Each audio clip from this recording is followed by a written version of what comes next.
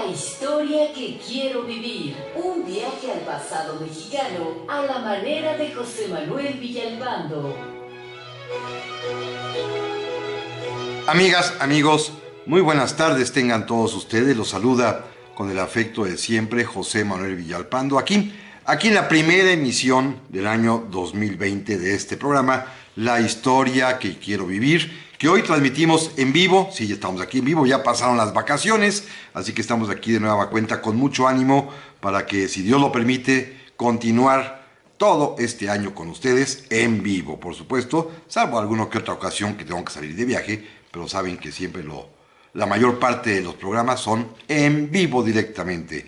Estamos, repito, aquí a través de Radio Fórmula, en La historia que quiero vivir, en el 103.3 de FM, en el 970 de AM, aquí en la capital de la República Mexicana. Llegamos a algunas ciudades del interior del país, saben que no a las que yo quisiera, todas, porque estamos en competencia con los programas que promueven autos de lujo, pero también llegamos, eso sí, a los Estados Unidos de América, a Puerto Rico, a Canadá y a todo el territorio nacional donde exista Internet y a todo el mundo también, gracias a la página www.radioformula.com.mx.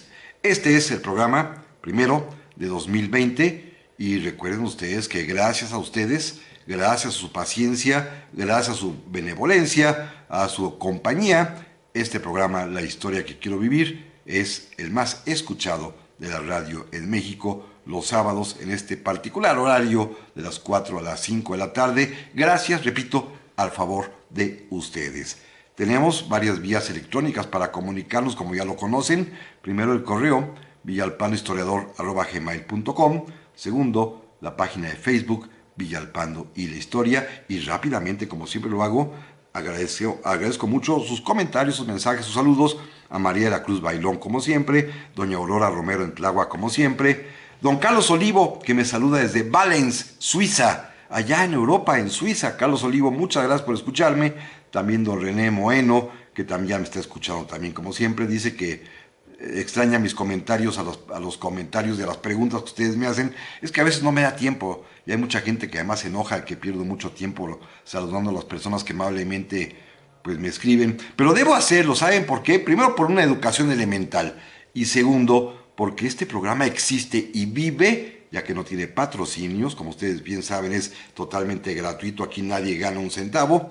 Vive justamente de que esta importante casa radiodifusora que es Radio Fórmula toma en cuenta justamente la aceptación popular, la que ustedes me hacen favor de darnos semana a semana en esta consulta pública auténtica que se realiza a través de este medio de comunicación. Por eso creo que yo debo por lo menos pasar al aire los nombres y, cuando es posible, pues también responder. Don Elías Moreno, muchas gracias, desde Moreno Valley, California, que nos desea a todos un 2020 de salud y prosperidad. Muchas gracias.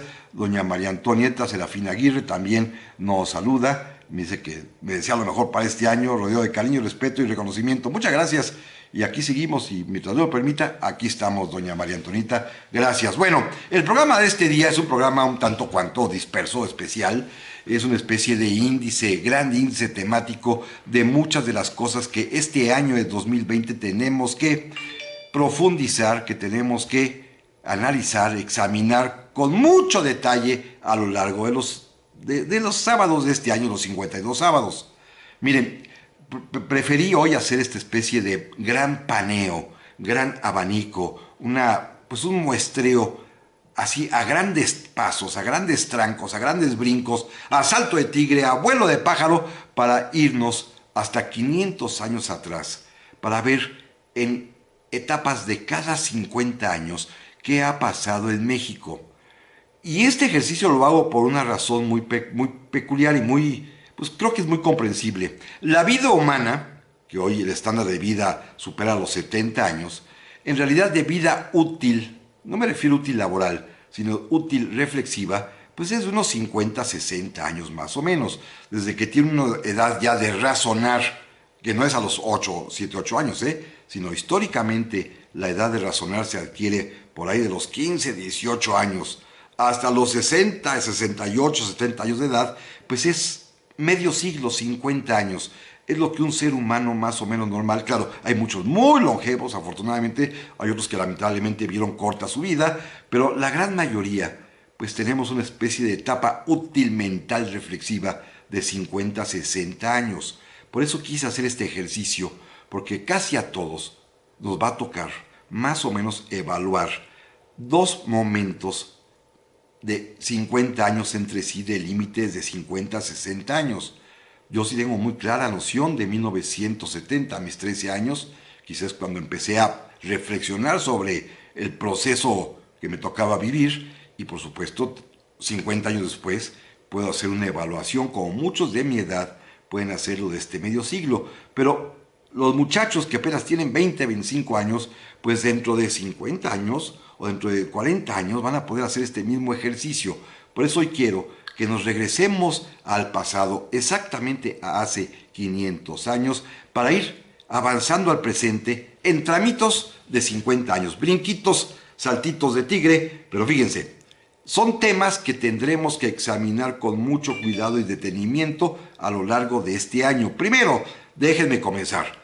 Hace 500 años, en 1520, exactamente, estaba ocurriendo cosas fundamentales de la conquista de México, como lo son, primero, que Cortés ya está asentado en Tenochtitlan, que se entera de que vienen por él a prenderlo de parte de Diego Velázquez, el gobernador de Cuba, aquel personaje que todos conocemos, porque sí aparece en el libro de texto, Pánfilo de Narváez, a quien Cortés finalmente vence, derrota, y no por artes militares, sino porque convenció a los propios soldados de Narváez de que se pasaran a sus huestes, por supuesto, alentados con oro azteca, lo cual motivó y hizo que pues estas personas inmediatamente despertaran la ambición que traían. Cortés regresa a Tenochtitlan y aquí, que también será motivo de examen en este programa, es cuando ocurre la famosa matanza del Templo Mayor que protagonizó aquel sujeto, el segundo de Cortés, que era un bárbaro, Pedro de Alvarado, a quien los indígenas apodaban Tonatiuh, a quien se le ocurrió escabecharse a medio millar de caballeros aztecas que estaban danzando en alguna de las fiestas, la fiesta del Toxcatl, ahí en el Templo Mayor, lo cual va a dar origen al levantamiento, a la rebelión azteca, a que Moctezuma sea o bien muerto de una pedrada como quieren los historiadores españoles, o bien asesinado por Cortés porque ya le era inútil, debate que vamos a por supuesto examinar en su momento y que va a dar como consecuencia la famosísima Noche Triste.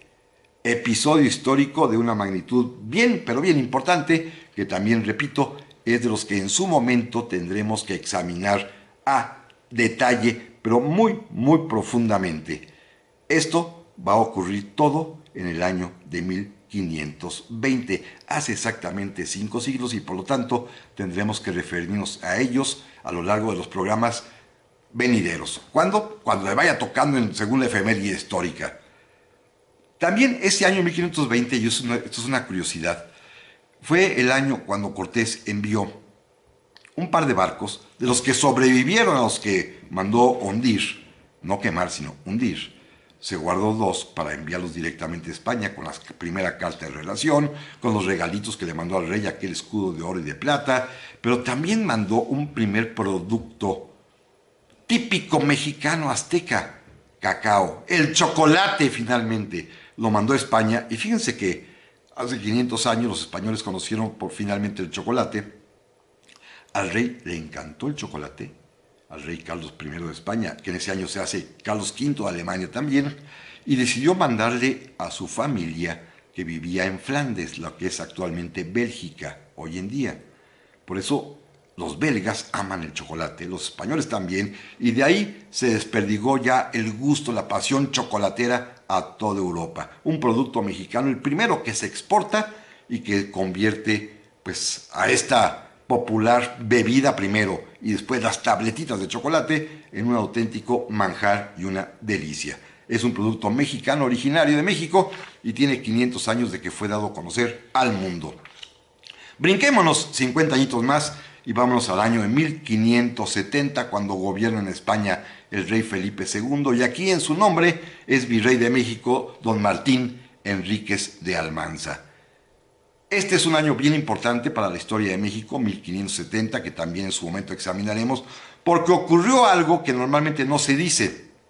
Sabemos sus efectos, pero no por qué ni cuándo se establece la Inquisición, el Tribunal del Santo Oficio, aquí en la Nueva España. Esto va a ocurrir exactamente en el año de 1570, gobernándonos el virrey Martín Enríquez de Almanza. Va a ser un asunto de suma importancia.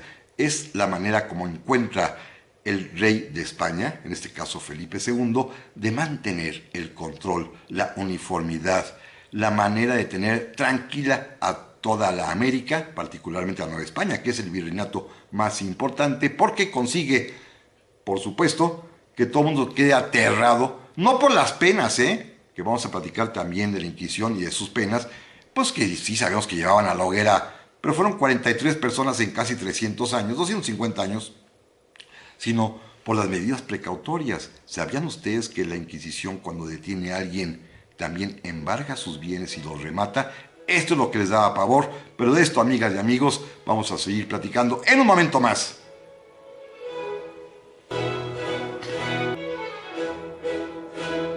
Ya estamos aquí, amigas y amigos, para el segundo bloque de esta tarde de la historia que quiero vivir. El primer programa ya del año 2020 o 2020.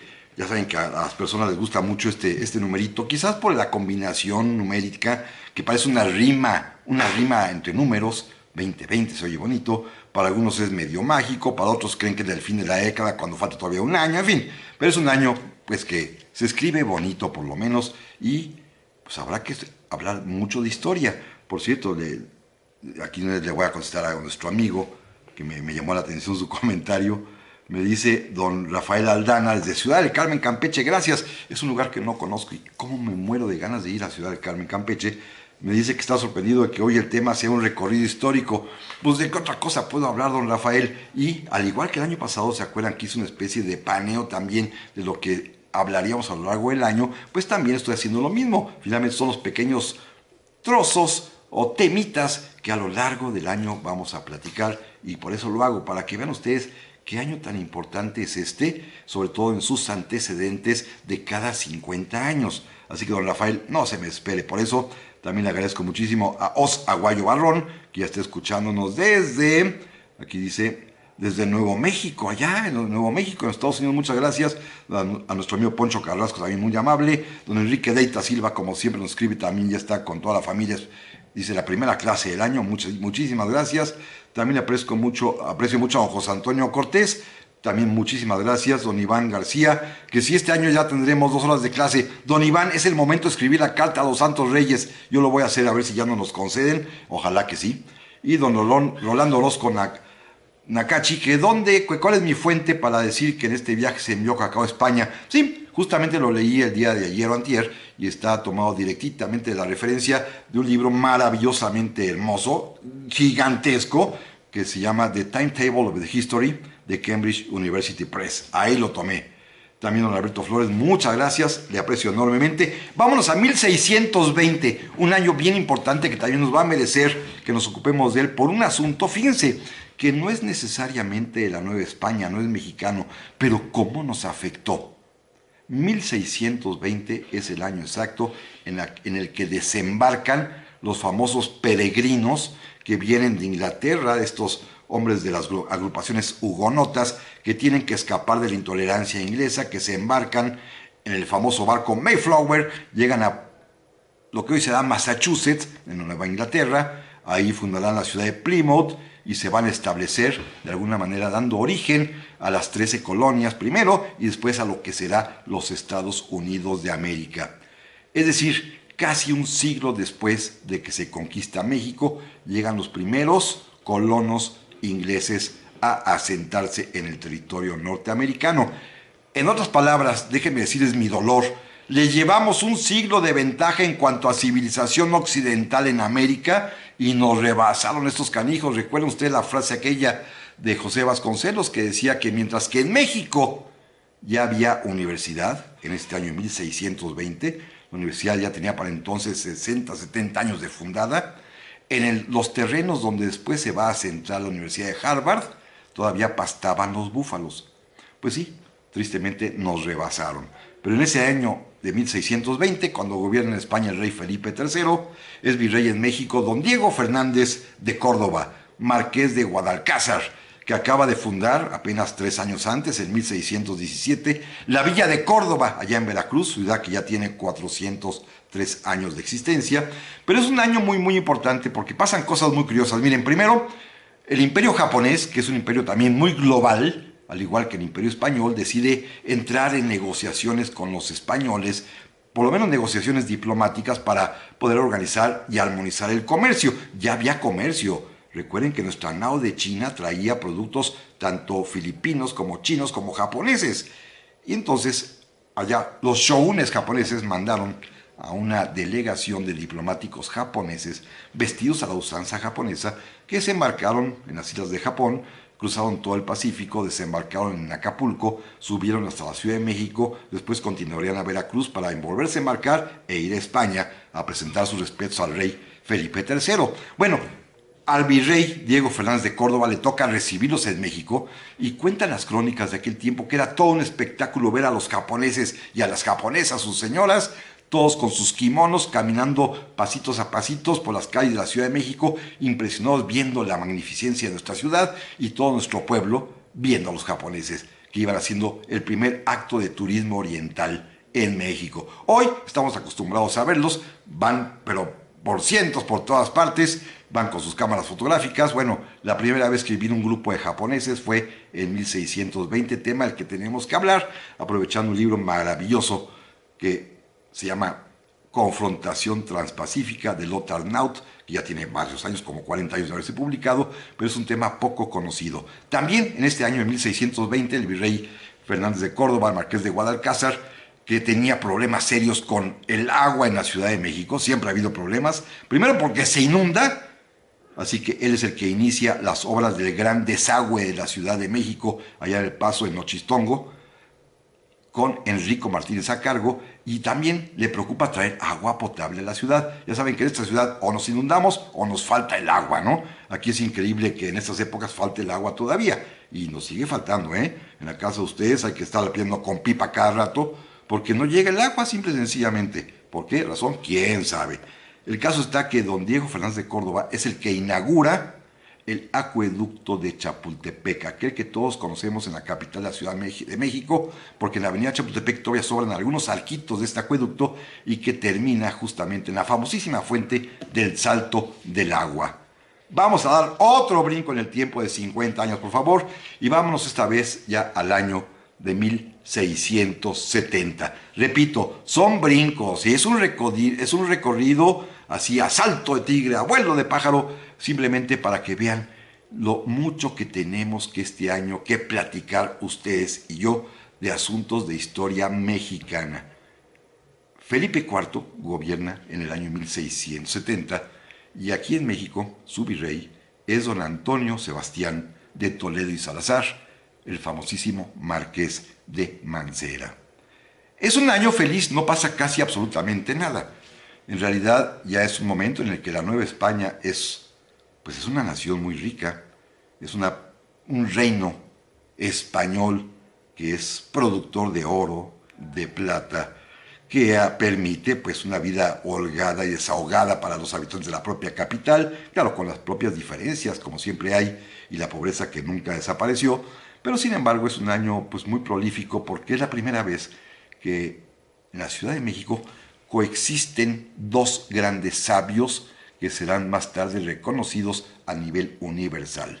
Por una parte, don Carlos de Sigüenza y Góngora ya comienza a hacer sus pininos y a escribir sus primeras obras, y por otra parte, es el año en que decide ingresar al convento de las monjas jerónimas una muchacha privilegiadamente inteligente y que ha resuelto mejor dedicarse a la vida de contemplación religiosa que a ejercer las labores que en aquel tiempo se les imponían a las mujeres, de tenerse que casar y atender hijos, porque ella lo que quería era pensar, crear escribir, era filósofa, era poeta, era astrónoma y también de paso una excelentísima cocinera. Me refiero a la joven Juana de Asbaje, de la cual vamos a hablar este año porque es muy poco conocida. Todos sabemos su nombre, pero nadie sabe qué hizo ni qué pensó. Juana de Asbaje, que era la protegida de la virreina Leonor Carreto de Mancera, la esposa del virrey, en una relación a la cual, como ustedes bien saben, seguramente recuerdan, Sor Juana, que así va a ser su nombre, Sor Juana Inés de la Cruz, ya en religión, ya en el convento, le va a dedicar varios sonetos que van a llevar a muchas gentes pues con pocos escrúpulos intelectuales que no saben nada, a pensar que se trataba de una relación lésbica entre Sor Juana y la virreina, cuando pues basta con leer el gran libro maravilloso de Octavio Paz que se llama Las trampas de la fe para comprobar que esto no es cierto. Pero bueno, es un año importante para la cultura mexicana. Es cuando Sor Juana, la Juana de Asbaje, da el paso definitivo. Ya era poeta, ya era famosa. ¿Cómo dedicarse al estudio toda su vida y un poquito a la cocina? Pues siendo monja jerónima en la Ciudad de México, y es en 1670 cuando decide dar ese paso fundamental, en 1670. Avancemos 50 años en este salto de tigre, vámonos también al año de 1720, ya cambiamos de siglo, ahora gobierna en la Nueva España el virrey Baltasar de Zúñiga y Guzmán, Sotomayor y Mendoza, marqués de Valero, designado por el rey don Felipe V, que es un rey ya Borbón. Es un año muy interesante. Fíjense, en el mundo pasó algo importantísimo en materia literaria, pero aquí ni nos enteramos.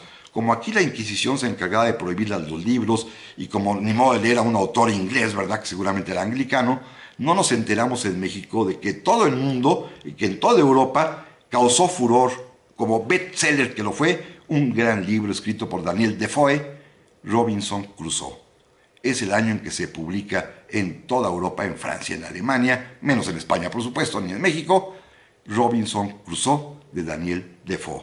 Pero bueno, en México hay algo muy importante. El Marqués de Valero es un hombre muy querido en aquel tiempo.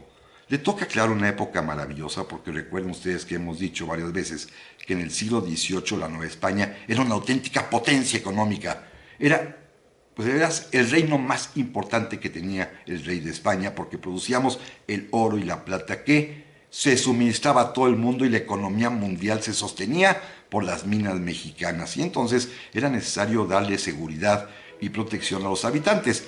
¿Qué hace el Marqués de Valero? Crea el Tribunal de la Acordada para vigilar y proteger los caminos. Pero volvemos enseguida.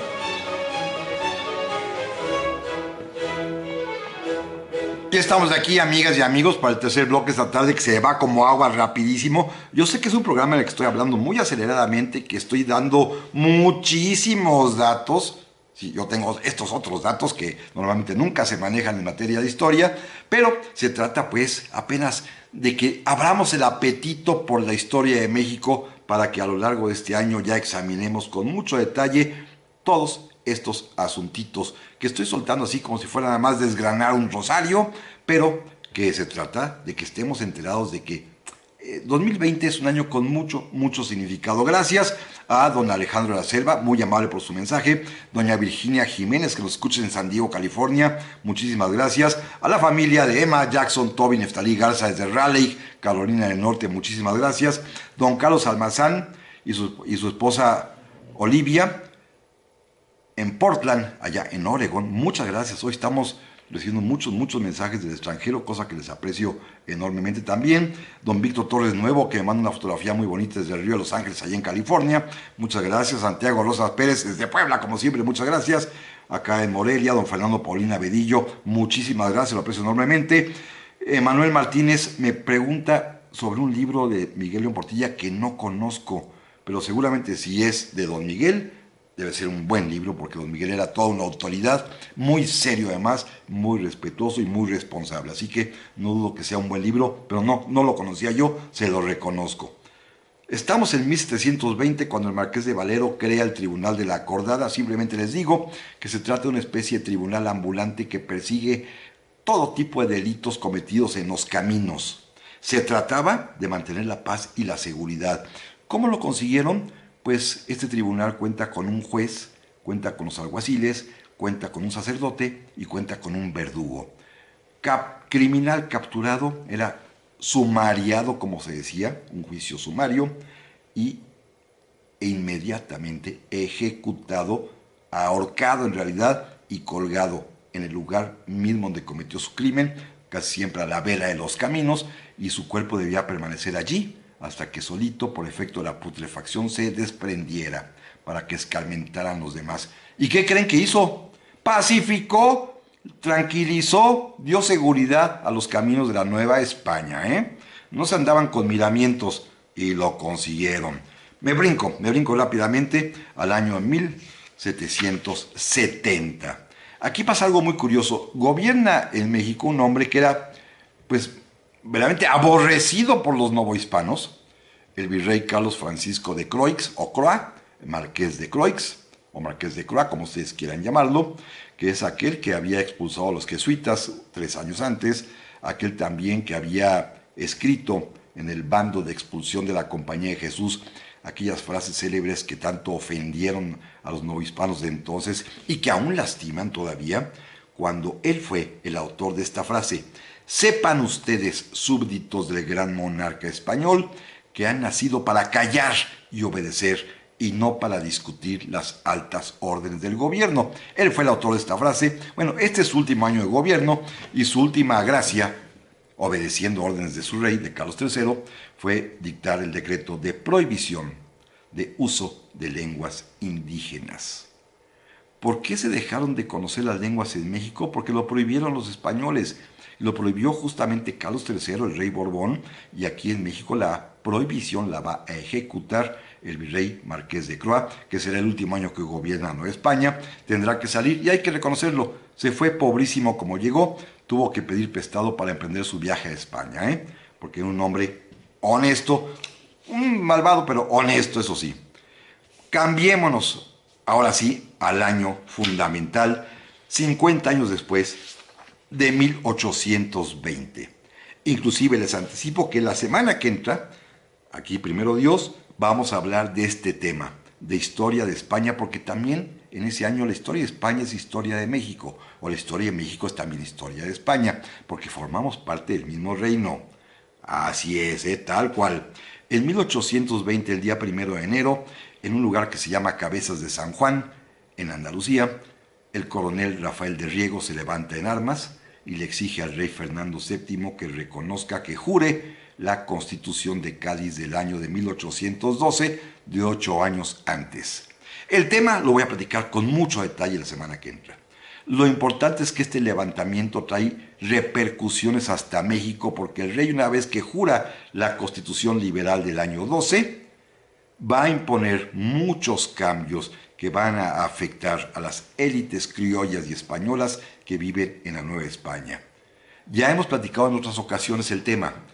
Si algo detonó la independencia de México a finales de 1820, pero vamos a empezar la semana que entra a platicar ese tema fundamental, es que los novohispanos, que habían peleado en contra de los insurgentes durante 10 años, que habían ya logrado pacificar al reino y nada más sobraba por ahí Vicente Guerrero y Pedro Asensio en las montañas del sur, se sintieron traicionados por el propio monarca, porque en la Constitución se garantizaban la libertad de industria, de comercio, de expresión, de imprenta y muchas otras cosas novedosas que lastimaban sus intereses, y sintiéndose ofendidos por el monarca deciden conspirar. Allí en la iglesia de la Profesa, nombrar como comandante del Ejército del Sur a Agustín Iturbide por intermediario de la abuela Rodríguez, tema que ya conocemos, que hemos platicado amplísimamente, y de ahí a desembocar al año siguiente, en 1821, a nuestra independencia. Es decir, el pivote fundamental es lo que acontece en España, sí, en 1820, pero también en los años anteriores, tema que vamos a platicar con mucho detalle la semana que entra, porque repito e insisto, la historia de España en ese año de 1820 es también historia de México, porque somos en ese momento, querámoslo o no, nos guste o no, la misma nación sujeta a un mismo monarca y en una forma que se denomina en teoría del Estado, lo que son abogados lo conocen, como unión personal. Dos reinos unidos por un mismo gobernante. Estos somos España y la Nueva España en ese momento, 1820. Por ello, vamos a dedicarle mucha calma a lo que aconteció hace 200 años en España y, por supuesto, en México, naturalmente. Aquí gobernaba el virrey Juan Ruiz de Apodaca, el conde del Venadito, y ya las aventuras y desventuras de lo que pasó ese año lo platicaremos a partir del sábado que entra con mucho detalle. Y déjenme mejor brincarme al año de 1870. Este es un año bien interesante, del cual poco se habla en nuestros libros de historia, porque es un año en el que no pasó casi mayor cosa. Ya gobierna Benito Juárez, ya se venció 3 años atrás a Maximiliano, que está fusilado, ya se acabó el peligro de la intervención extranjera, ya hay paz de alguna manera en América, en Estados Unidos ya acabó la guerra civil, la guerra de secesión, en Europa le están dando en la torre por completo a Napoleón III, los prusianos que le acaban de declarar la guerra a Francia y la derrotan, se tiene que ir el emperador, se proclama la República Francesa. Fíjense, en el Vaticano también hay problemas tan serios, que pues los italianos que acaban de unificarse literalmente recluyen en la propia ciudad del Vaticano al Papa León IX, que era una especie de respuesta para, pues molesto porque le quitaron el poder temporal sobre los estados pontificios, decide, es un tema bien importante, decide convocar al Concilio Vaticano I, y este concilio proclama el dogma de la infalibilidad papal. Es decir, que el Papa, cuando habla ex cátedra, no se equivoca porque está inspirado por el Espíritu Santo. El problema está, como lo decía el propio Juan 23, que mejor más vale no hablar ex cátedra para no equivocarse. Ya vieron lo que pasó, y si no se los recomiendo, con la película Los Dos Papas, que está buenísima, ¿eh?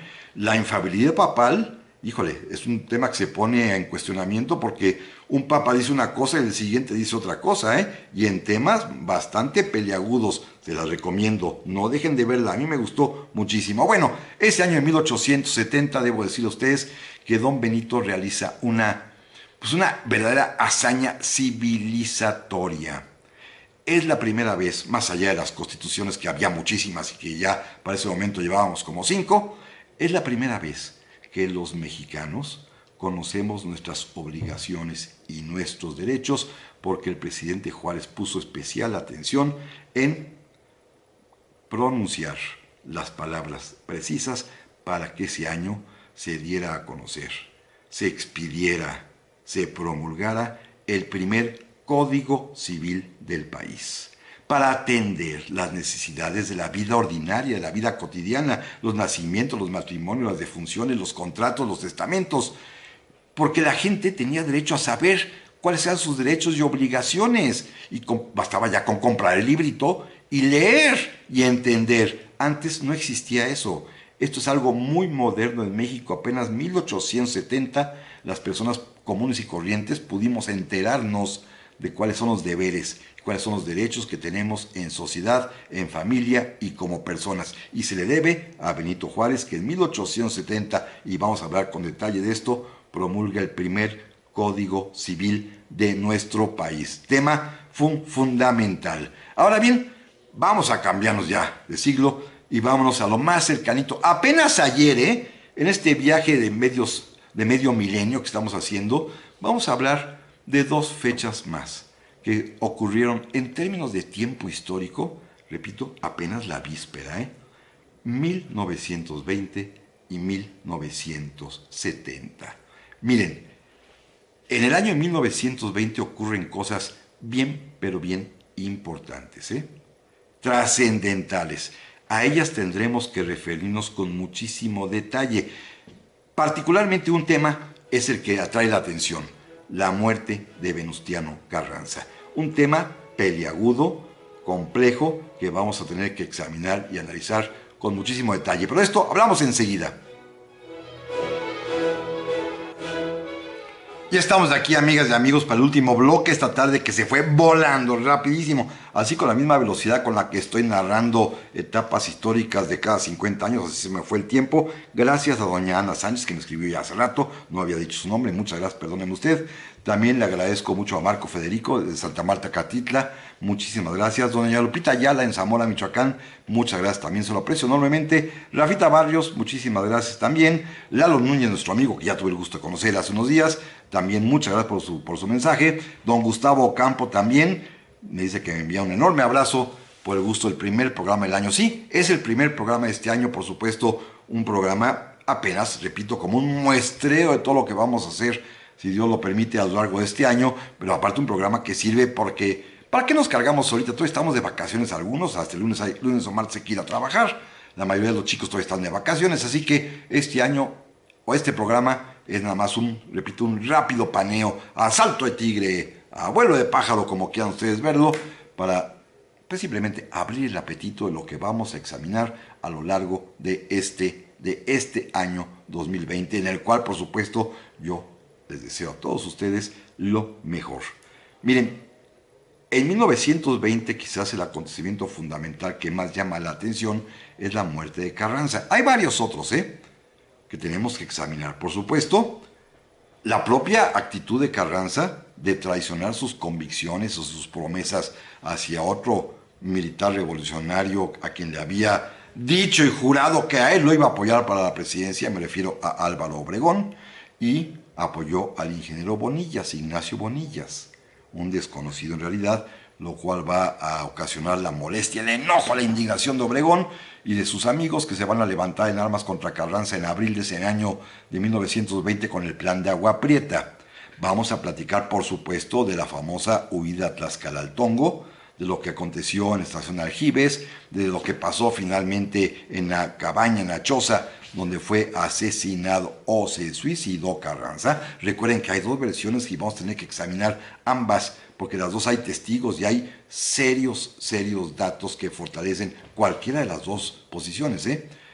¿Murió acribillado por los balazos del traidor Herrero? ¿O simplemente al verse perdido, mejor don Venustiano apuró el trance y se dio un balazo? Esto lo vamos a platicar con calma, pero también tenemos que hablar del gobierno que fue un gran y buen gobierno, de un presidente bastante eficiente y decente, que fue don Adolfo de la Huerta, quien gobernó únicamente nuestro país durante 6 meses, pero lo hizo muy bien. Y entre sus tiros fue empujar a José Vasconcelos a la rectoría de la Universidad Nacional de México. También vamos a hablar de la campaña electoral de ese año de 1920 y del triunfo y toma de posesión del presidente ya para entonces, general Álvaro Obregón. Hablaremos de su gobierno, hablaremos de su gabinete, hablaremos también del tino que tuvo a designar como secretario de Educación Pública, el primero de nuestra historia, ya con ese nombre de dependencia oficial, al propio José Vasconcelos. Esto ocurrió en México en 1920. Ahora bien, déjenme hacer un pequeño paréntesis. Me sorprendió gratamente, debo decir a ustedes, el decreto del pasado lunes 31, en el cual se hizo del conocimiento a través del diario oficial de que el año 2020 será el año de Leona Vicario, benemérita madre de la patria, como dice el propio decreto. Me encantó, lo anticipo, me encantó. Primero porque se trata de una mujer que hay que estudiar, que pues no es tanto lo que dice el decreto, que está demasiado broncíneo, es una mujer como una mujer de entonces que sufrió muchísimo, pero también de convicciones, me gustó mucho. Qué bueno que la eligieron a ella y no a doña Josefa. Doña Josefa tiene sus bemoles que ya algún día platiqué, creo, y si no los volveré a platicar en su momento cuando hablemos ya de Leona Vicario, que no tiene ninguna fecha que se celebre este año particular de su vida, pero es interesante hablar de ella. Además, déjenme decirles que en lo personal le tengo mucho cariño, porque aunque no lo crean, yo la tuve en mis manos, a sus restos mortales. Los tuve en mis manos, a ella y a su pequeña hija Genoveva, y entonces pues para mí Leona Vicario, su hija y su marido Andrés Quintana Roo son verdaderamente importantes. Por eso me encantó. Me sorprendió, aunque no entiendo, que al igual que el año pasado decretaron que el año de 2019 fue el año de Emiliano Zapata en el centenario de su ejecución, este año 2020, a pesar de que hubo alguna propuesta en el Senado de la República, pues Carranza no figuró. Se ve que no les cae muy bien Carranza, Pues claro que no, pues si es el que mandó matar a Zapata, ni modo que homenajeamos a Zapata en 19 y en 20 a Carranza. Acuérdense que antes, al viejo estilo revolucionario, pues todos eran igualitos, todos eran santos de la misma devoción, pero ahora al parecer creo que ya se separaron y deslindaron, lo cual me parece muy oportuno. Recuerden que a don Venustiano, que es todo un personaje del cual tenemos que hablar muchísimo este año, pues sí, también le debemos dos crímenes tremendos, ¿eh? Y los dos los platicamos aquí el año pasado, el año 2019. Zapata en abril, pero también hablamos, ustedes recuerdan, en noviembre, de Felipe Ángeles. Los dos ejecutados, si no por las órdenes, sí con el visto bueno o con las insinuaciones del propio Venustiano Carranza. Así que el año que entra, más bien este año ya que ya comenzó, es el año de Leona Vicario. Le hicieron el feo a Venustiano Carranza, y así que hablaremos de los dos. Del desairado de don Venustiano, pero también vamos a hablar y mucho de Leona Vicario, que es un personaje que a mí, en lo personal, me gusta, me agrada muchísimo. Me gustó mucho esta designación, repito, porque tengo un cariño entrañable a la familia de Andrés Quintana Roo, de Leona Vicario y de su hija, la pequeña Genoveva, que está sepultada con su señora madre allí en la columna de la Independencia. De esto platicaremos con muchísimo detalle más adelante. Y déjenme brincar simplemente al último tramo de este programa, que es el año de 1970, apenas hace 50 años. Es decir, en un pestañear en términos de tiempo histórico. Si la humanidad tiene por lo menos registrados 10.000 años de existencia, pues ¿qué pasa con 50 añitos, no? Apenas ayer, 1970, una fecha en la cual yo tengo plena noción, hasta un librito escribí sobre ese año, que lo que me tocó vivir de niño, de 13 años, pues ya más o menos me podía yo dar cuenta de algunas cosillas. Y es un año importante, fíjense, en México gobernaba, es el último año de gobierno del presidente Gustavo Díaz Ordaz, que estaba ya tan vapuleado y tan trapeado el pobre por el 68, que ya pasa desapercibido, inclusive ya hasta le hemos borrado lo que hizo ese último año. Bueno, aparte del Mundial de Fútbol de 1970, que él presidió y que recibió un abucheo tremendo, es el año que la Ciudad de México recibe el beneficio de convertirse en una ciudad del primer mundo. Claro, ya se nos quedó atrás, pero en ese tiempo se inauguran en 1970 los tramos más importantes de las líneas 1, 2 y 3 del metro. De la línea 1, en ese momento, apenas de Zaragoza a Observatorio, de la línea 2 completita desde Tasqueña hasta la parte de Panteones, hasta el Toreo, y la línea 3, un pequeño tramito de Tlatelolco a Centro Médico, pero es el año que se inaugura el metro de la Ciudad de México, hace 50 años. Ya sé que el año pasado, en un momento así de enojo, nuestras autoridades decidieron quitar la placa donde se dice que lo inauguró Gustavo Díaz Ordaz. Bueno, lo podrán quitar, pero el hecho histórico no lo pueden borrar, fue Díaz Ordaz. Claro, un Díaz Ordaz para entonces, repito, ya muy venido a menos, muy vapuleado, porque pues había pasado lo del 68 y ya no pudo evitar la pérdida de imagen y de credibilidad que se vio refrendada cuando el público en el Estadio Azteca lo abucheó, tanto al inaugurar como al entregar la copa entonces Jules Rimet al equipo de Brasil. También vamos a hablar de eso, los 50 años del fútbol, del primer campeonato mundial de fútbol que organizó México. Pero ese año ganó la elección presidencial Luis Echeverría Álvarez. Este es un tema fundamental para poder entender el presente. Recuerden que la historia vale porque tiene sentido de contemporaneidad. Entender el presente. ¿Cómo fue? ¿Qué quiso hacer el presidente Luis Echeverría? Al cual le han adjudicado, y así se conoce, como el primer populista de la historia de México, que con él da inicio a lo que se llamó en términos cómicos la docena trágica de él y López Portillo después, y quienes tienen uso de razón en ese entonces ya, como lo tenía yo ya por mi juventud y por mi primera madurez, ustedes recordarán los terribles momentos, los difíciles momentos, las situaciones espantosas de las crisis económicas que quienes tienen 30 años o menos jamás han vivido y no saben lo que son.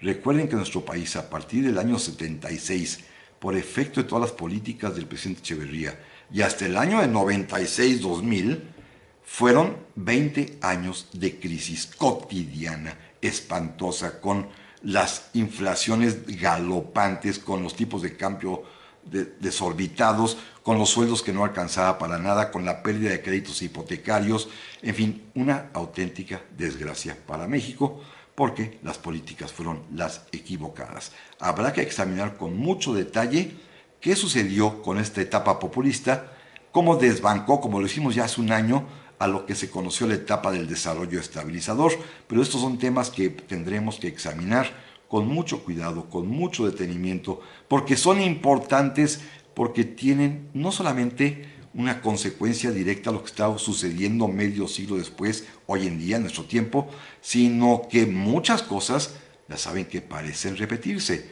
Por ejemplo, en 1920, se me olvidó decirlo, el presidente Álvaro Obregón, pues empieza el coqueteo con los Estados Unidos y aceptamos firmar los famosos tratados de Bucareli, ¿eh?